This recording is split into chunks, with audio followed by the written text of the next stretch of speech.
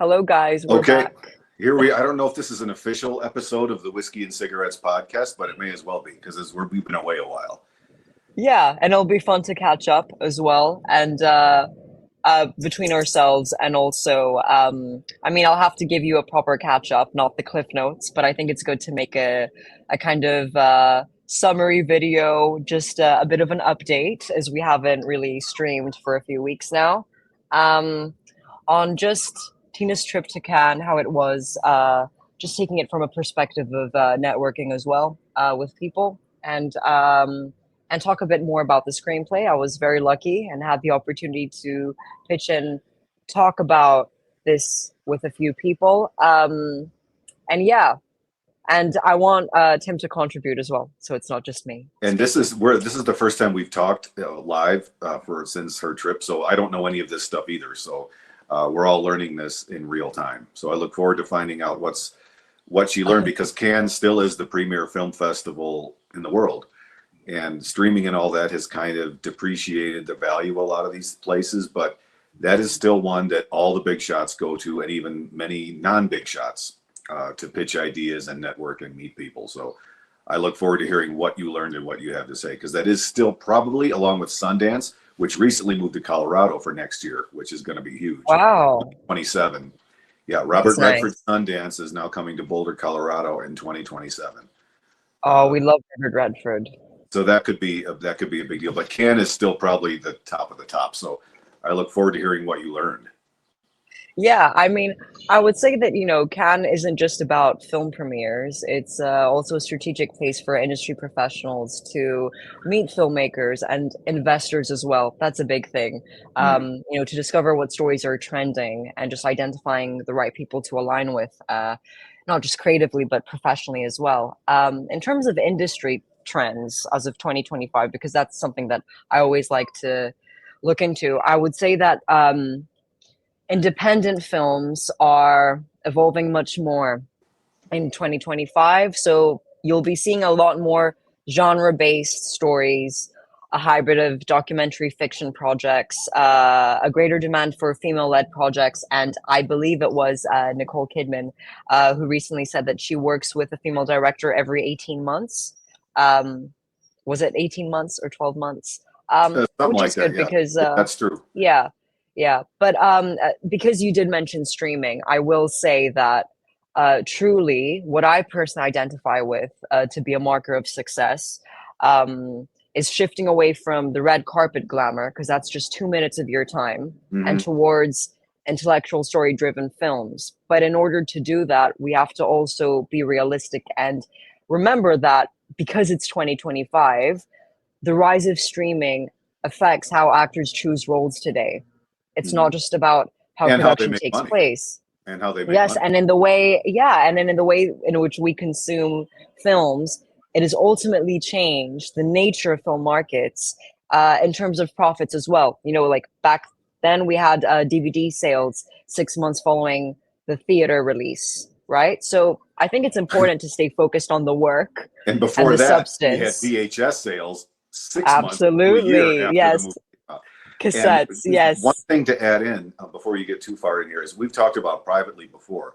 It's 2025, but I'm getting visions as an older guy, I'll say, of Me too. like 1993, because as Quentin Tarantino has said, and we mentioned this not long ago on one of these episodes, in the early 90s we were coming out of the 80s, which he did a podcast interview a couple of years ago and talked all about this. I can't remember what show it wasn't Joe Rogan, it wasn't a real obvious one, but he said coming out of the 80s, the early 90s was a revolution in filmmaking and storytelling, because the late 80s had been kind of dull and manufactured and just mass market stuff, kind of like we're coming out of now. We're coming out of many years of reboots, remakes, sequels, prequels, superhero stuff. And fine, that's not my thing, it's not Tina's thing, but there's an audience for that.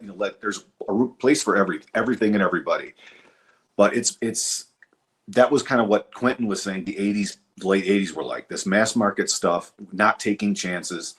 And now we're kind of coming in. When the 90s started, there was a change because independent revolutionary filmmakers like him, principally, flipped the script and made good films for very little money in the beginning. Reservoir Dogs was made for very little money. And all of a sudden that was a hit. And then these independent, brilliant filmmakers started coming out of the woodwork to change the whole landscape of film industry. And not to say I'm not pretending to be an expert, because I'm not, but this is just general stuff anybody can notice if you're paying attention to this world. And then things started to change. And then the 90s, for those of us old enough to remember the 90s was a wonderful era for film. And I think we're maybe on the cusp of something like that again. Tarantino said it was like we're coming into the 90s part two now after coming off of the 80s part two in the 2010s. So it's a really exciting time. And the benefit of the streaming thing, which there's good and bad to it like there is with everything, but as John Hamm said on Bill Maher's podcast, it's a sea change in the industry. It's another one. Things are changing. And the good thing about streaming and YouTube and all that stuff is smaller independent people can find an audience for their work without having to necessarily go through the old studio gatekeepers. And that is a good thing. It's a more democratic world now. It's still hard to get funding and things for larger scale projects, but I get auditions all the time for these small scale projects all over the country, some in Europe, a lot in Los Angeles. So Los Angeles isn't dead compared to what some people would have you believe. It's not dead. For smaller productions, there's a lot going on there, and all over the country too. That's a whole other discussion, but I think we're kind of seeing the same history repeat itself again with also the new advent of streaming, which makes things more democratic. So that's just one point I wanted to throw in there based on what you were saying too. Yeah. And by the way, because we've spoken about this take that Quentin had, please do let me know if you do find the interview. I would love to watch it in full. I would actually like to sit down and listen to that interview. If you look up Quentin Tarantino podcast, I'm sure it would come up. It wasn't. He did a couple for Rogan, and those were big because Rogan has a huge audience. It wasn't Joe Rogan. It was someone else, and it was from maybe 2 years ago.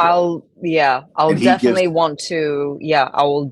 I'm very interested in that discussion. So he expands on that whole idea as how we're coming into the 90s part two now after having come off of the 80s part two in the 2010s or so. You know, history doesn't repeat, but it does rhyme, you know, and everything that's happened has happened before, as I've kind of said. And this is kind of like what's happened before, which means ultimately that this is a potentially very promising time for the film industry. It means it's a more democratic time. It means that more renegade, independent, creative, resourceful people can get their stuff out there without having to go through the traditional routes. And that's a good thing. Yeah, I think it's a good thing as well because we have to keep in tune with the times, I should say. I think it's much more important to stay focused on the work and the substance behind the image or pressure of appearances of what it means to work in the film industry or what it means to attend these film festivals.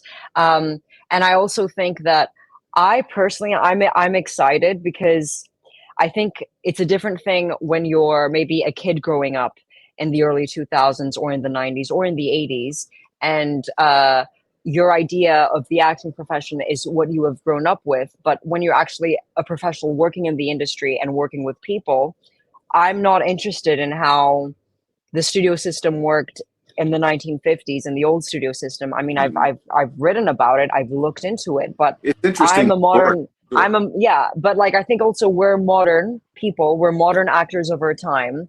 Whatever my branding is, whatever my image is, it's a representation of what it means to be a modern actor in 2025 today.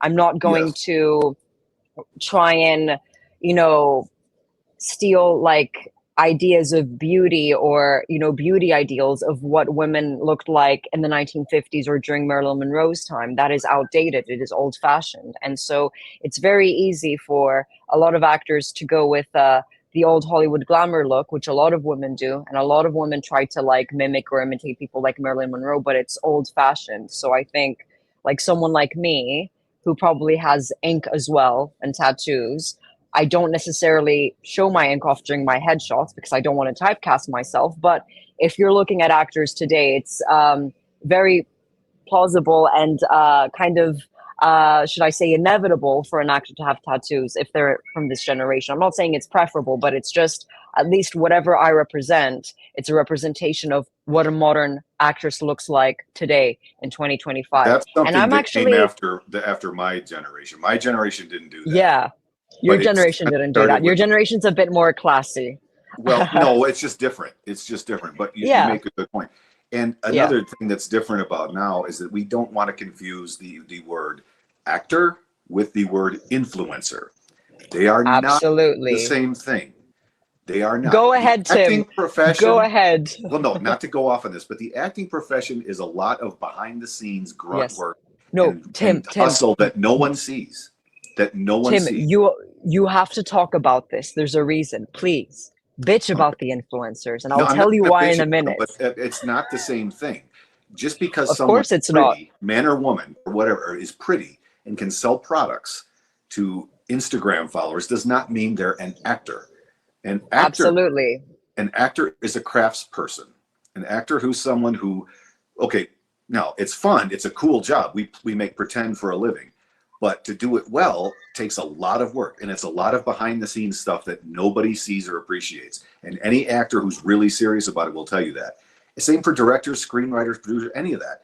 It's you're updating casting platforms, you're making and creating websites and keeping those updated, you're reaching out and contacting projects, you're responding to casting calls, you're filming self tapes if they ask you to do it. I've been getting so many this year. It's kind of flattering. I've never had this many before. And so those take time. You have to plan it, set it up, get the lights right, get the costuming right, memorize the lines if you're a professional, and not just read it off the page. So an actor and this modern thing of influencer, okay, it has its place. It's not going away. I don't want to knock it because it is something that I didn't grow up with. I don't just want to say, oh, it's shit because I'm old. No, but And an no, you actor, had a much better time than what we have to deal with. well, again, Trust me. but actor and influencer today seem like they're interchangeable, and they are not. Hmm. An actor is not is an artist and a craftsperson at the highest levels. An influencer sells products to gain followers, and 100%. it's two different worlds. So people tend to use them these days interchangeably, and it's not that way. No, the best Yeah. actors are not influencers, and that's just to make a point there about that. Again, not to knock that. I'm not against anybody making a living, but they're distinct professions, if you want to call them that. That's Yeah. something new that And wasn't there in the 90s that to overlap with. But again, the openness of the platforms is, I think, a good thing. It lets, I mean, even here where I am in Colorado, there is, and I didn't know this, there is a vibrant independent film scene here, which I kind of fell into just by chance. And there are so many people making original, good short stories and feature films on shoestring budgets with minimal cast and crew, and they're just dedicated. They're not doing it for money. We're lucky to get paid at that level. They're doing it because they love it and because they want to build their book and they want to get better. So any chance to work on a set, wherever that set is a chance to get better. Every time you do a self tape or an audition, it's a chance to get better. So I it is. always do them. If I'm asked to do them, like I'm sure you do, if I'm asked to do them, I will always do them because at the very least you learn something from it, and that's part of the craft of it. Not to sound too pretentious about it, but that is the craft and the work of it that nobody sees. The red carpet glamour stuff that all the kids get Christmas in their eyes about. Oh, I want to be a movie star. That's 1% of the job, less than 1%. And the Hmm. big shots will tell you that the red carpet stuff and the film festivals, as cool as they are, that's a very small percentage of the job. Not to Yeah. go back to you're the one with more stuff to show to show this episode and talk about. But if it was No, important, just I wanted you to bring up the influencer argument for two reasons. The first reason is that when I was maybe in my early to mid 20s, I'm still in my 20s, late 20s, um, a big issue that I had to deal with when I was auditioning for Greek television was I would meet with producers and directors, and a lot of them in particular productions would only cast influencers over professional actors. So early on, I had the experience of losing out roles to people that were either amateur models or Instagram influencers, and a completely different world. I think they and it was a time where I had to start taking social media seriously because all they Yeah. cared about was your followers, your this and that. Now, listen, I think it's good to be verified on Instagram. I think it's good to have followers. I think it's good to do anything you can to enhance your image, to appeal to these people where you can eventually book work, right? To a certain extent. The problem is when you develop an unhealthy obsession with it, Hmm. and that kind of misaligns you with the way that you've kind of developed your own person and the way in which you approach and move through the world. But I will say, in Cannes, um, I'll tell you what. I'll tell you what. It's really funny because um, the red carpet is great. Whatever you pass through it, people get excited if they see A-listers or established people. The real magic happens if you can actually listen to the conversations that take place Mm. inside. When they have a panel discussion, when they answer questions, when the actors talk about the craft, when you can watch that, that's the important aspect. And we have to remember that people aren't just being photographed, they're there to do their job. Now, here's the thing: actors have to jump through hoops to get an accreditation in Cannes, and it's costly. It's maybe 600, and you have to pay it yearly, like every year. It's not like you pay it once to get the VIP or the premium access. Hmm. I luckily got the day pass, which I was informed was much cheaper 2 years ago. Um, As uh, to be it was honest, much cheaper, and it tripled, but it wasn't 600. So I think it's good to do that if you can attend screenings. I might consider doing that next year, just so I can attend more screenings with a producer that I have worked with who can show me around and stuff. But the goal is networking, and most of the people that I networked with um, happens outside the festival. um, and I'll say as well that there isn't a shortage of actors in Cannes looking for a job. So the smartest thing that you can do is find investors and find people who work outside the sphere of entertainment, of the entertainment industry. Get invited to villa parties, go to the Carlton, go to the Majestic, go wherever you need to meet these people and set up meetings. The meetings take place and the networking happens outside the festival. It happens in restaurants and coffee shops and bars and pubs. That's where you meet people. Lobbies at hotels when you get an invite, that sort of thing. Now, here's the thing: it's very difficult for actors. Um, if you want to get a day pass, you have to give them your IMDb. You have to prove that you are a professional working in the film industry.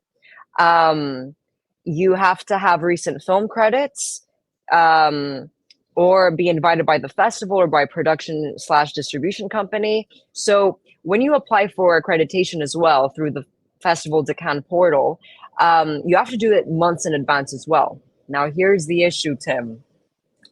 The influencers that have started coming to Cannes and have kind of, I want to say without being rude, killed the magic of the purpose of Cannes, which is celebrating cinema and films. They Mm. attend through fashion and beauty brands. So they can walk the red carpet. Most of them, I don't even know if they have film credits or acting credits or are professionals in the film industry, but they do not attend as part of the film industry. They attend as guests of sponsors. No, So but they that's just not get much different. invited.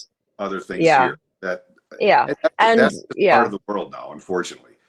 But they're not the same thing.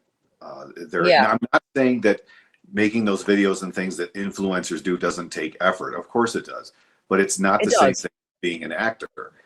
And anybody can call Hmm. themselves an actor and not even actually be one or try to be one. Yeah, And I think what you alluded to is, the old-fashioned thing about building networks and connections. Everything I've been able to do and fortunate enough to do has grown out of previous projects. You do something, they like you in that, they put you in something else. You do that, someone sees you, they do that, they put you in something else, and on and on and hmm, on and on. That still happens. That's happened to me at the local level here in the States. I'm sure it's happened to you overseas to some extent. That's still important. It's still about meeting people who like your work and doing a good job for people. And then they don't, it's just, it really is. And I think Quentin Tarantino said this too in that interview. Film is a small world. The entertainment business is a small world, even though it doesn't seem like it is. If you screw up or do wrong by one person, word will spread, and it'll spread hmm, until eventually it gets to someone who has some influence and power, real influence. and then you're in trouble. So it Yeah. always, just like any other job, you want to be a professional, show up on time, be prepared, and do the best job you can, because that will resonate. And then you'll do other stuff and other stuff. And it takes a long time. It's not going to happen overnight. And now, in the age of attention spans being 4 seconds long, people don't want to hear that. But to actually make a dent and do meaningful stuff and grow and get better, it has to be a building block process. It's not going to happen overnight. Not if you want to really do this.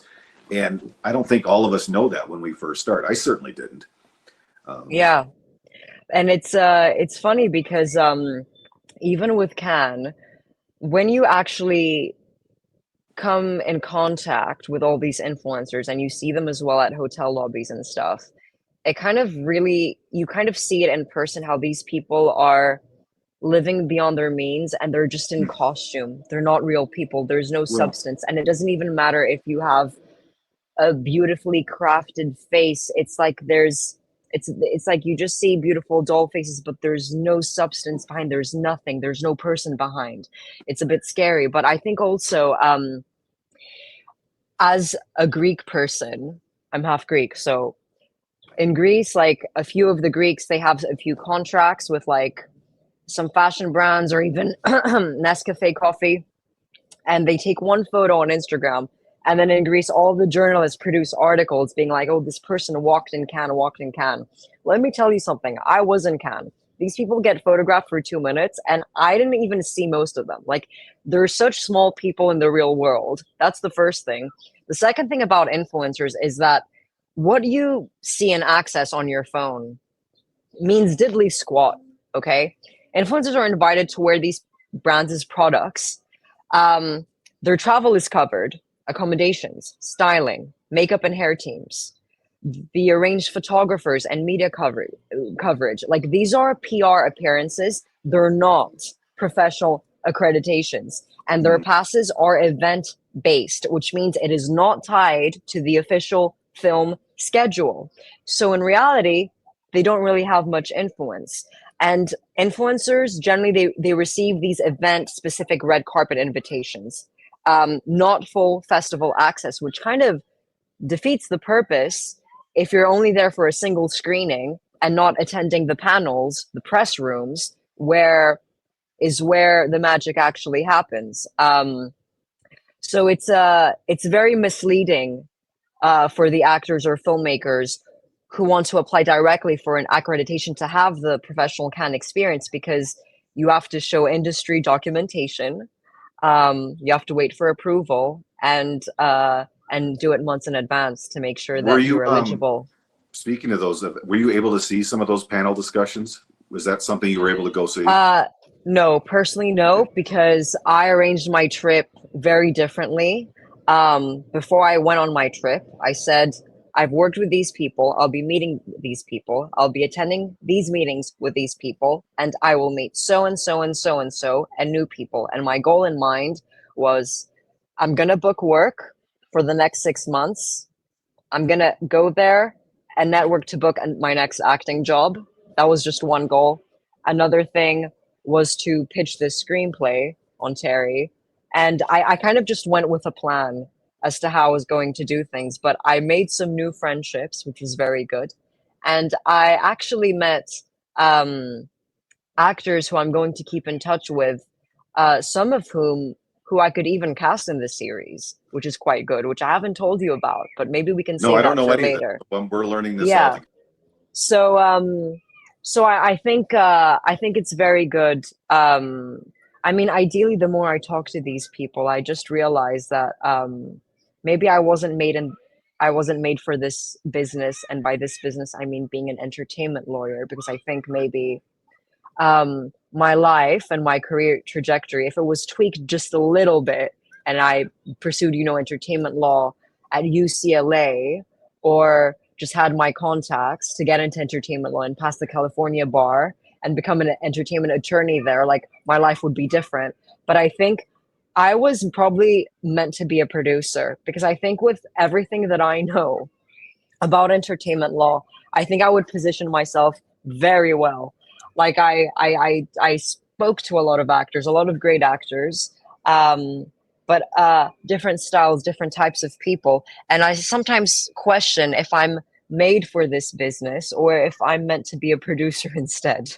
Everybody, But I'm I think not there we do yet. this. I'm, Everybody, hold on before you go off and just get down on yourself. Everybody who tries to do this, I think, at some point has a moment like that. yeah, Because let's face it, it's hard. And I'm yeah, significantly older than you are. I've seen a lot of stuff in my time and done some hard stuff. This is the single hardest thing I have ever tried to do. Psychologically, emotionally, and even physically on some extent, because there are so many people trying to do it. And the gates are high if you want to work with top level people. Now, luckily, in our cases, both, I think we've been able to work at the ground level with local people and gain experience that way. And you don't know what that can lead to. Like I said, every project I've done has been because of something before it.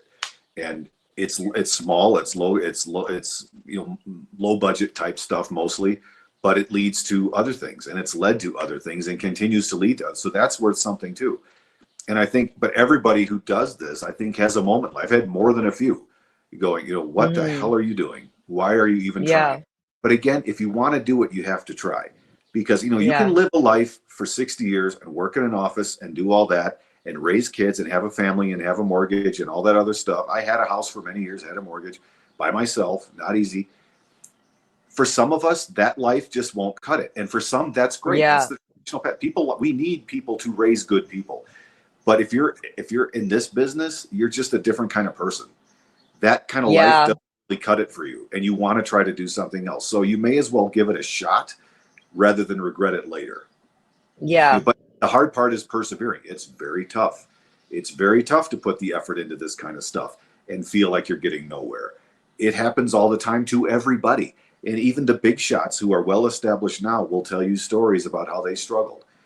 One thing you But might want to look. you know what's interesting though?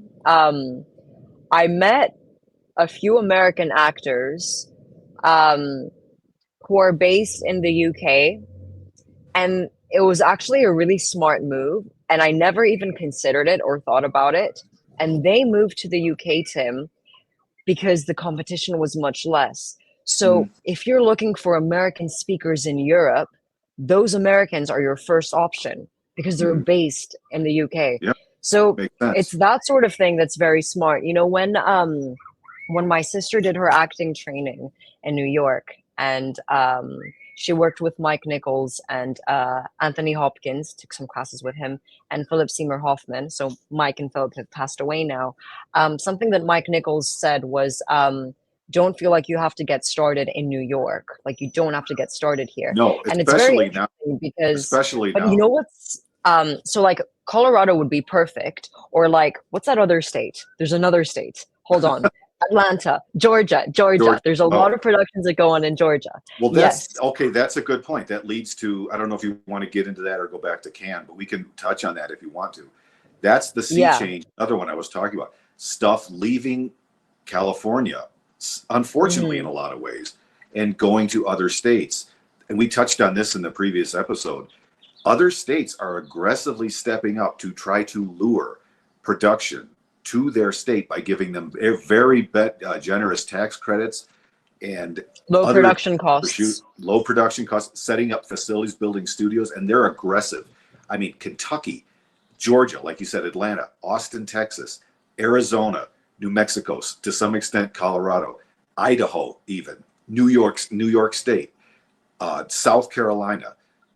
Georgia's a big one, which you may, but all those states are aggressively trying to lure productions away from California, where expenses remain high, to the point where if California does not, and and this is not a knock on California. Tina and I love California. We would love to see them retain their stronghold in the industry.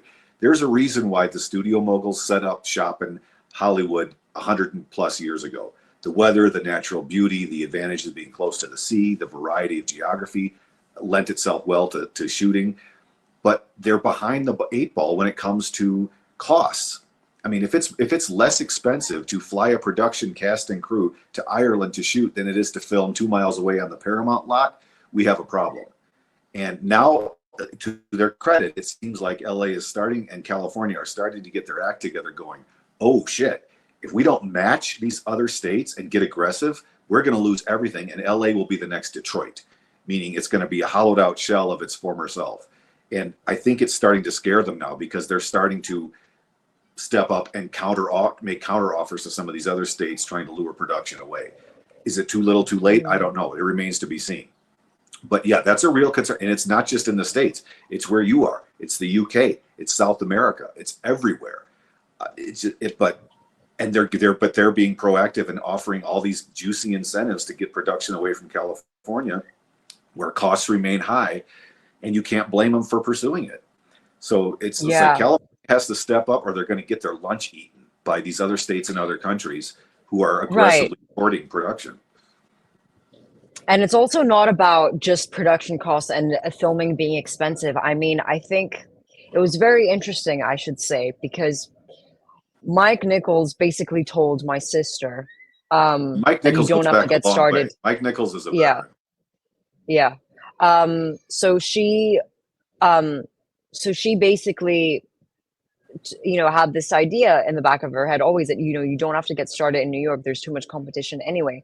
What's very interesting is that when I took scene study classes in Los Angeles, I remember when I was talking to my acting instructor, he mentioned that, well, actually, Vancouver is a great place for you to get started.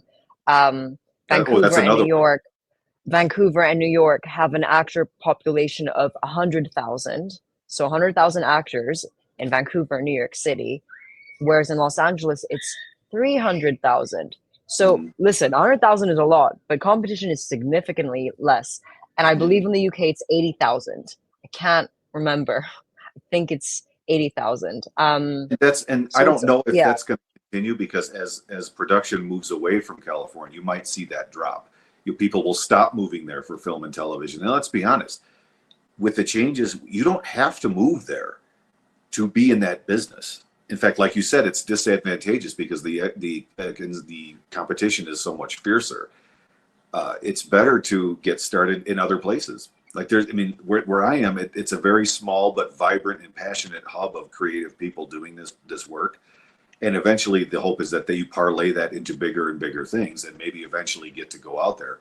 But it's not just out there anymore. You're absolutely right. And it's becoming less and less out there every day as these other places around the globe step up with incentives.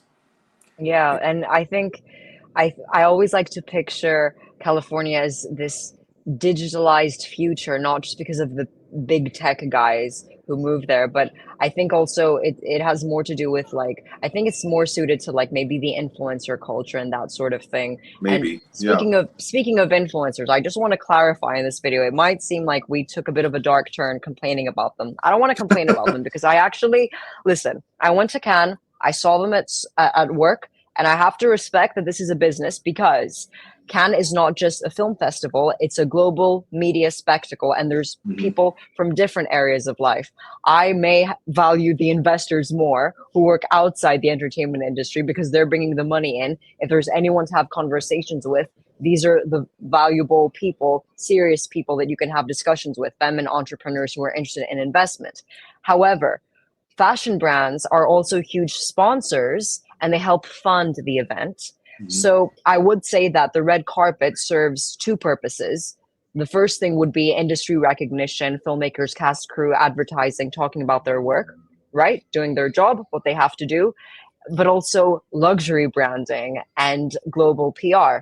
So it is a double standard, but Cannes permits all these influencers because these influencers, if they're bringing millions of views to the event, um, and it feeds their press coverage through taking advantage of the red carpet designated area sort of thing, it helps everyone. It helps the brands. It helps the No, festival's it's longevity. not intention So to they're there to do their knock job. them. So I'm going It's to, yes. it's a Yeah.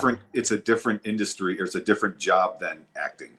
But Yes. what a lot of people seem to confuse is that they think they can use the terms interchangeably these days, and it isn't the same thing. Oh, that's a problem. That's definitely Yeah. a problem if But that's the that is case. not to If say that's they the don't have a right misconception that people or have. they don't have a right to earn a living by doing what they're doing. That's the nature of the times now. I'm not crazy about it. You're not crazy about it. If it were up to us, we'd go back to the Mad Men era and just kill it. But that's not going to happen without a flying DeLorean. It's not going to happen. And let's face it, there was stuff about those times, like we've said many times, that was not good either on a lot of levels. But that those people in that industry are part of the world now, and that's just the way it is.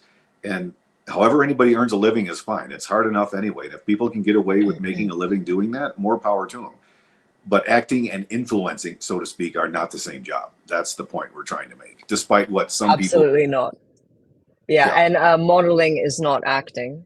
no, That's another thing. and that's been around forever. And that's again, respect to them. And I That's a think different modeling is probably discipline. one of the saddest jobs on the planet. I mean, first of all, But the it's perfect another age discipline. for modeling is like 18 to 25. So what are you going to No, do after the age of 25? Modeling, like the right ages for modeling, let's be honest here, 18 to 25.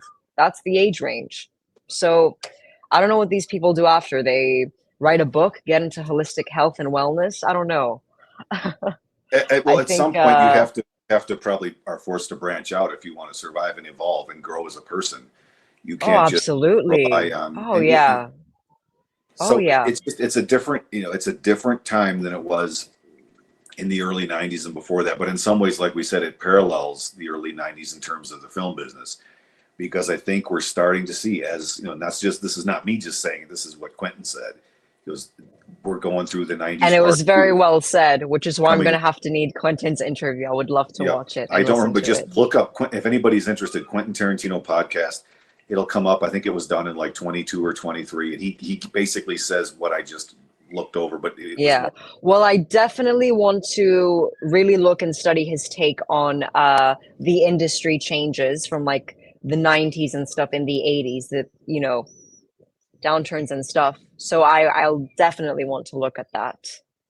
Uh, Um, that and is, how, but it's paralleling what he said. I think his main point was the 80s into the early 90s is paralleling. something died. Oh, Yeah, yeah. it's paralleling the modern time, but now you have the X factors of streaming in there that didn't exist back then. But like Hmm. John Hamm said, it's another sea change in the business. It doesn't mean Sea that change business and is going yeah. to die. Like you told me privately about Can, the business is alive and well. It's just different. Yes. It's evolving, which Yeah. everything changes all the time. Everything changes all the time. But in some ways, we're just redoing history. What's happening now has happened before on some level, and that's what we're seeing with the vibrant independent scene kind of coming out of nowhere again, gaining some momentum away from the big studio projects and stuff that are not very courageous right now. The big money, and this was another point he made, the big money is not taking chances.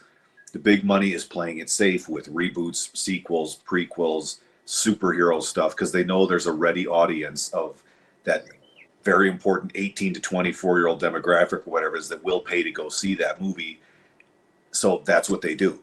But the independents now are changing that focus, kind of like they did Well, very. what's very funny, yeah, well, you know what's funny about the reboots? Have you noticed whenever they do a remake of a film, they'll get the actor who originally played like the main character in that film, whether it was the Oh, 90s or and whatever, give them a and cameo. they'll cast them in a, yes, Yeah, they'll do a cameo. They'll cast them in a cameo just for those 5 minutes of like that's screen kind of time. cool though. That's a nod to It history. is. I I mean that. like it. I like Yeah, it. I like it as well. But if you want to, I just there's a huge fear that I have, which is that ideas are dying. I don't know why people aren't exploring or examining something new. I don't And think they're dying, to but I think it's a smaller level. They're not right, dying, but it's more covert. It's not at the big studio level. That they're playing it safe, and they control the purse strings. That's their choice. It's the lower levels, the smaller productions that have to rely on resourcefulness and creativity to get their stuff made. I mean, it's you're talking about people who are going out there on their own time, from cast, crew, directors, producers, writers, actors, makeup people, costumers on their own time, going out somewhere, making a film, usually on a very small time frame with very little money, and just having to get creative in order to get it done. And the stuff I've been able to be a part of on that level, it comes out looking fantastic. There is a lot of talent in the independent scene, a lot. And some of these guys, if they were given a chance, I would, men and women and everybody, if they were given a chance, some of them, and were given a substantial budget to do something, I would be amazed what they could pull off, because what they've been able to pull off with no money is pretty impressive. Yeah. And the difference between like a $3,000 budget and a $25,000 budget is night and day. And that's still small potatoes in this over here. Yeah, 25,000 would even cover the makeup for some productions, but that's true. a short film That's with a true. $25,000 budget versus one with a $2,000 or $3,000 budget, you can do so much more. I did a voiceover for one of the first things I did was a voiceover for this film in LA. I did it remotely, and they had a budget of like 25,000, and the director was able to make that look really good. And over here, we just don't. Love it when that happens. But yeah, most of us over here working in this level don't have that kind of budget. So the difference can be substantial. So I would love to see some of the people on these independent scenes who are just trying to make good stuff and are just passionate about doing the work because they love it, not because they're trying to get rich or get noticed or gain followers. I would love to see them get a chance to get a shot at a bigger scale project. And then hopefully the result is that they take some of us with them because they like what we did. Yeah. And you know, that's how it works everywhere. You build and build and build on the projects, and somebody talks about you to somebody else who wants you to do something. That there still is a place for that. And I think on a lot of, like we mentioned, that's still how a lot of it is done. Referrals, networking, actually meeting people and talking to people and doing good work for people gets you noticed. And being a professional, not being a prima donna, not coming on set, being demanding, you know, no eye contact policy and that sort of thing. Because that happens. Do you want like, to, can you imagine how like self-entitled a few people are? I think that's the big problem. I think the problem is lack of education. And I think, I'm not saying that young people shouldn't act, but I feel that it's very dangerous. The calling to do it. Yeah, but I think it's very dangerous if you don't have the right kind of mental training. And discipline at a young age, to deal with that sort of thing, because you are going to be on sets and working with predominantly maybe 80-90% of men. So I'm sure that, you know, in places like Canada, like, men are much friendlier and stuff. Although I will say I have had some bad experiences with a few rude people in ADs back in Vancouver, like in my early 20s. But with that being said, I do want to mention that, you know, you're working with lots of men operating under stress, having to, you know, keep quiet, not create any issues, not create any problems, take orders, do what you have to do. And it's not just that. I think people aren't disciplined enough to deal with maybe fast success or fast exposure, should I say, absolutely. And they become spoiled. And so if you are a young person in the ages of 18 to 25, and you also decide to like maybe move to New York or Los Angeles to do this, and I can't really speak for myself, but I can mostly speak for maybe my sister, who was just very cautious in the way she did things. But she lived in New York for like maybe 12 years. So I would say that you kind of have to be disciplined and not be swayed into the superficialities of the stage and of the industry, and kind of be hardwired to look beyond, because it's very easy to fall into those insecurities when you're very fragile and young. Right, exactly. So, that's a great point. We've seen that happen all throughout the history of this business, in the music business, people getting too successful too early in life, and you're still a kid and you don't know how to handle it. Look at the Byrds. What our favorite band, the Byrd, one of our favorite. Those guys hit it huge when they were in their early 20s. And even our friend David Crosby said, you know, it's not always good to get a lot of success when you're young because you don't know how to handle it. Now, opposite examples of that would be people like John Hamm and Morgan Freeman. Morgan Freeman, strangely enough, did not land a major leading role in a movie till he was in his 50s. And look what the career he had, late stage career. He's an immortal now. He's an A-lister with one of the best voices in the business. but he didn't really get a lot of success until late in life. John Hamm didn't score Madden until he was in his mid-30s, which is older for a series lead. Hmm. But those guys were old enough to handle it well. You didn't see them implode. Yeah. You know, they didn't Because go to the also these fiber men room were and very, yeah, but these men were also very hardwired. I would say they were also very positive men. They weren't negative. There's people that become very jaded as they get older. These men were always positive, knew how to regulate their emotions, get rid of worries, get rid of stress, and just keep moving. And I would say that they were just very disciplined. I think it's very important to be disciplined, yeah, to get over yourself, maybe not take yeah, yourself too seriously yeah, as well, right, and not assume that you're the only person on the planet doing this for the right. first time, It's and easy to fall into these that people trap. meeting you for the first time, you're one in millions of people who are doing this. So I think if people got over themselves and stopped over enhancing themselves and their abilities and kind of showcasing themselves beyond of what they're truly capable of and valuable of, I think it would be a lot better. I think it's good to Absolutely. understand your value and come from a place of I'm bringing something of value. But if you are not established, you're still developing that relationship, and you're still, even on the day that you go on set and setting these first impressions and shaking hands and meeting people, you're still creating these first relationships and first impressions of the Mhm. value that you are about to bring. So I think it's good to kind of work on that. Right. And to a But bigger yeah, point, yeah, a film, you know, it's a yeah. collaborative effort. It's not one person, you know, and the It A-listers will isn't say one that. person. It's It's a not group of just them. people. Yes. It's a cast and crew Yes. of hundreds or thousands making this stuff work. And a lot of them don't Yeah. get any attention.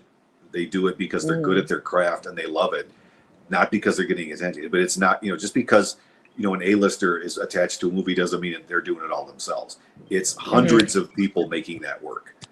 And so you can't be selfish or self-centered or egotistical on a film set and expect to get it done, because it's a collaborative effort. And this is interesting. I think I've told you this privately before, but several years ago, before he got a lead role on the series The Chosen, um, which is a pretty big series now, Sean Sharma, who plays one of the leads, he was with the same agency I was with before it closed back in 2020, and he did a webinar for um, talent at that agency.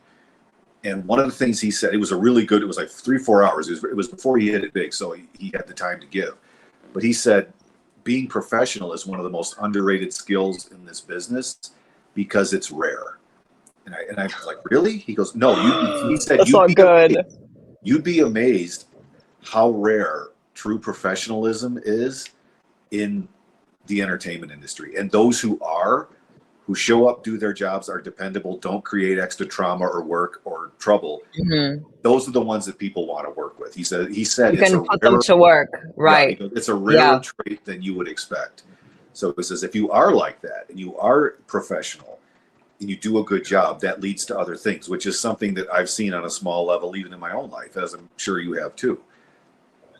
Do you want to talk at all about on this? Do you want to talk at all about the series and what happened with that? I think what we can do is that we can end the recording. So this was Okay. just an introduction of like a kind of catch up with Tim and I, just talking about stuff. I quite like this discussion on Tim and I talk a lot about industry dynamics and issues and things that go on. So we hope that this was insightful as well. Yeah, we can go ahead and post With this. I this think it turned series, out well. yeah, I Yeah. think we could post this and then we can. I mean, Tim and I are going to continue catching up, but next week we'll just get back into the daily routine, talking about the screenplay and different things. So I think this was just a good catch up on industry things that go on, Mhm. just to like remind people that we're actually industry professionals who Mhm. do this, set up meetings, do things like my phone's been crazy, in fact, in the last week and a half. um it tends to be more or less depending on the type of work I'm doing. But I will say on a happy note that I did get what I wanted out of Cannes. So I'm very happy. That's and excellent. And and for things those will who go don't very know, well. just to brag about Tina a little bit, Tina has a lot of credits. Tina works like Nicolas Cage. I mean, Tina has a lot of credits to her name, and she does a lot of behind the scenes work, a lot of acting work. She's one of the most professional people I've ever met, and she's got wisdom beyond her years. So we get along really well based on that. Yes. And I think, And yeah, and I actually have a lot of uncredited credits, unfortunately, because yeah, I've gotten into deals where producers and directors had creative differences, arguments about money. I've had issues where I was doing a digital series. I did 15 episodes and none of the actors got paid. This was like early on. This was early on. None of the actors got paid. People ended up, the project never got to post production and never ended up getting released. So not yeah, only that did happens. I not get clips that I could use for an acting reel, I never got credits. And I've had this problem several times with things that didn't follow through with And filming. some of them don't just So don't I'm post on. also Yeah, uncredited. I'm heavily uncredited, which is something people and don't know, but not everybody it's will what you put can't stuff talk on about. IMDb. Unfortunately, not everybody puts stuff on IMDb, which they really should. I mean, because Yeah. that's still the standard of recognition for the business. I mean, if you Oh, do something, absolutely. yeah. Yes, because in Greece, they don't really use IMDb. And like Mhm. I've done a project, a pretty good project, which should get on IMDb. And I keep going on IMDb every few minutes and I'm like, are they Oh, gonna that one, post my the one, new yeah, upcoming credit? that should Last absolutely month's be on. film, well, Yeah. 2 months ago, filming in Corfu. They haven't posted anything on IMDb, and I'm like, guys, Well, can I update my that credits? might not show I up keep having until this problem. Yeah. that might not show up until they're ready to almost release it. It might Yeah, show I up mean, post yeah. production. So give that one some Oh, time. absolutely. Yeah. Um, I I know think how for it works. yeah, it's no, you do, and I think that for this or for like she said, this is kind of just a catch up one. Future down the line, what we're thinking is at some point soon we're going to try to tackle the Sunset Strip and do the history of the Sunset Strip. We've done Laurel Canyon, which was a lot of fun. That's gotten some good reception. We've done the principles of the series, episodes on them, why the series matters. So we're going to tackle the history of the Sunset Strip. I'm going to need to do some research on that. I can't speak as off the cuff about that as I could about Laurel Canyon, so I'm going to have to study. But they're very closely related because the musicians who lived in Laurel Canyon played the Strip, and that was part of the reason why they lived in the canyon is because it was close to the Strip. So that'll be coming up in either the next week or 2 weeks, depending on our timeline. We're going to do the Sunset Strip, and we'll talk more about the series too. Yeah, that'll be good. So we'll have to set off. So we'll continue next time. Yep.